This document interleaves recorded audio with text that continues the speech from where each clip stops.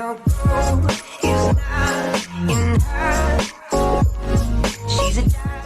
here, and I got a brand new spinner for you guys. I call it the chain spinner. I'm pretty excited about this one because it's the easiest, simplest, and cheapest spinner I've done so far.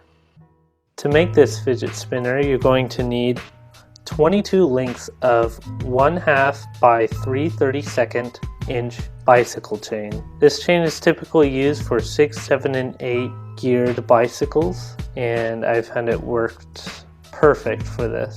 There's different colors of bike chain that you can use for this, so I'm going to be linking different colors of chain in the description. You can get these chains for really cheap or even free by asking the local bike store for their used chains. And if your chain's rusty, you can use a Dremel tool bit just like this one. It's a rotary brass brush, and it really gets the rust off very easily. You can also use a manual steel or brass brush too. This works. And some rust penetrant. A skateboard bearing or 608 bearing, some pliers, and 2 zip ties about this size. You can see that there's different colors you can use for this too. When it comes to the zip ties, make sure you don't get one that's more than 3/32 inch or 2.5 millimeters wide. Otherwise, it's not going to fit inside of the chain. A chain breaker. If you don't have a chain breaker, you can also use a center punch and a hammer to break the chain. And scissors. I'm going to be posting links in the description for the materials and tools that I used for this fidget spinner. All you have to do is take your chain and make it look like this. Now take your zip tie and put it inside of the chain, just like this. Now take your other zip tie and do the same for the other side. So it looks like that. Now you want to take this end and put it through the remaining links.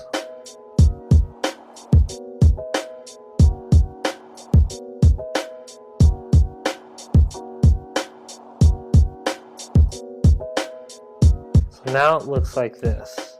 Now put the ends of the zip ties inside the other ends. So it looks like this. Don't pull it too tight just yet. Now you take your bearing and you put it inside the chain, and then all you have to do is pull those zip ties. You might have to use some pliers to pull the zip ties tight.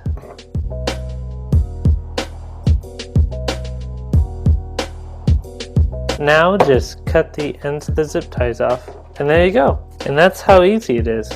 So right now you can just pop the bearing back out if you wanted to, and put the bearing back in, and it works. You could also glue the bearing to the chain so the bearing doesn't pop out, and I would do this by applying some epoxy or super glue in between the spaces of the chain in the bearing. But in my opinion, I prefer it not to be glued, because if you drop it, the bearing pops out and you just pop it right back in. Honestly, this spinner is pretty comfortable without buttons, but if you wanted to add some, you can just use some nuts here, or they sell fidget spinner buttons on eBay for pretty cheap.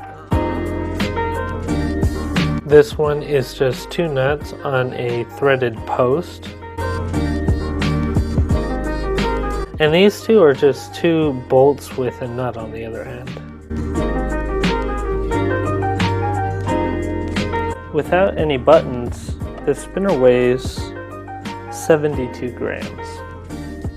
And to compare that to, I'm going to weigh a rocket spinner. So this means that it's a pretty heavy spinner, and it's going to spin for a while due to this weight. Let's see how long I can get this to spin for with a stainless steel bearing.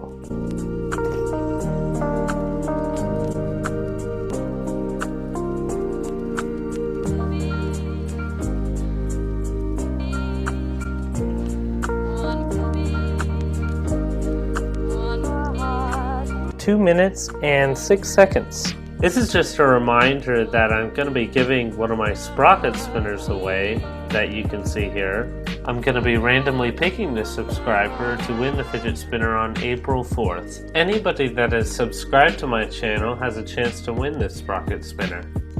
I hope you guys are enjoying your new fidget spinner and enjoyed the video. If you want to see more videos like this, feel free to subscribe and give a like.